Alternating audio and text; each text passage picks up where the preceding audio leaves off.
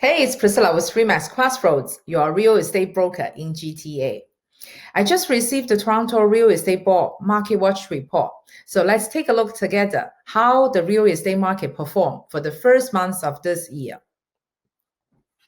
Okay, let me first explain you what these indicators mean, and then we will dig into the stats together.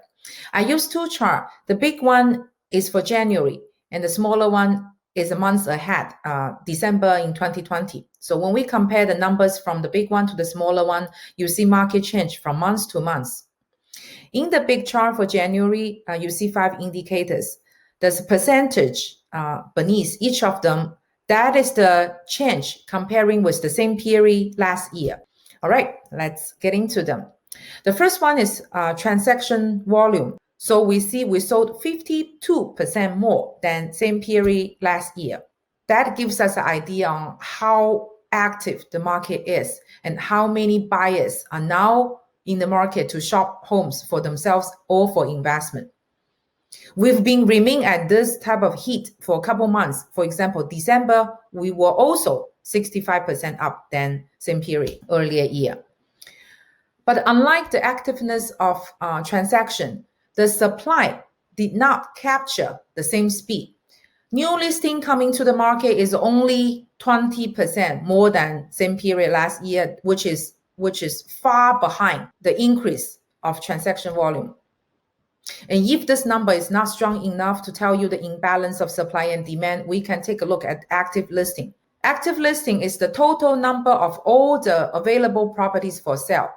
So not only we do not have the same speed, the increased speed as the transaction volume, we are even 5% down than 2020. So you can imagine how fierce the competition is among the buyers when they want to choose homes to purchase. They just don't have enough to choose from.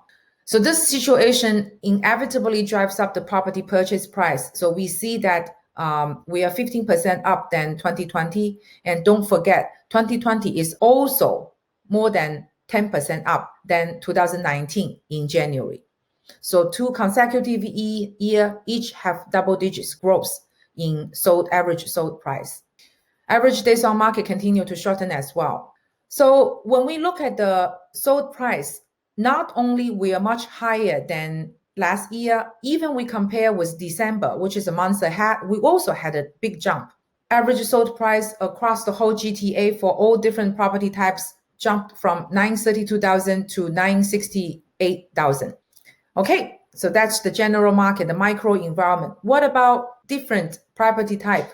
Which one do you think has the highest price increase? If you guess detached, then you are right. I think the reason is quite simple. People are leaving downtown Toronto and going suburb areas, hoping to find a bigger place for them to live in. They just want less people, low density. So the big property type, detached, is one of the things people are now really seeking after. City of Toronto itself jumped from 1.48 mil to 1.58 mil, which is 7% growth.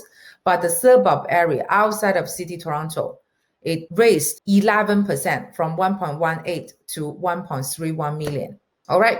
So this is pretty much the whole market situation. If you're thinking, is this trend going to continue? I would say the increase will continue. Maybe the speed will slow down. This is not due to any investment or speculation. And this is truly because the market has such a true demand for accommodation. One thing is because we have a very strong immigration policy, and starting from 2018, we plan to welcome 1 million people in 3 years. And this number lately has been increased to 1.2 million in 3 years. Also, because government launched the low interest rate, so the borrowing power of buyers significantly increased as a result of this new interest rate. So many deferred purchase plan lately released and joined the team of purchase. So these are the 2 main forces. Actually, I believe the market is going to continue to grow when the border reopens and those deferred landing immigrants will come and the foreign students come back. So if you have any recent purchase plan, don't hesitate. Any day is better than tomorrow. Okay, so before you go, I want to show you one last graph. So when we look at the past 5 years, this is the median price of homes sold across the whole GTA for all different property types. We can see starting from 2016, the market has not stopped, but continuously, steadily growing up year after year.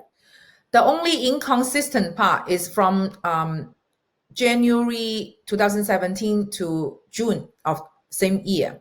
The first 3 months of that year had a spike and people were very fanatic and drive up the price. But then on April 20th, government launched non-resident speculation tax and market react to that new policy and price adjusted back down. So after a couple months adjustment, the market quickly recovered and picked up what's left on December 2016, and ever since that the market has not stopped growth. It just steadily climbing up, even though there's a seasonality trend as well. So what I'm trying to say in the end is, if you have any true demand for your own residence, do not hesitate. The market will not crash because it's driven by the true demand of newcomers. All right, so this is the end of this video. If you have any recent purchase plan, I can tailor the property search for you, so you will receive new feed listings every day, including those valuable exclusive listings. Looking forward to connecting with you soon. Bye bye.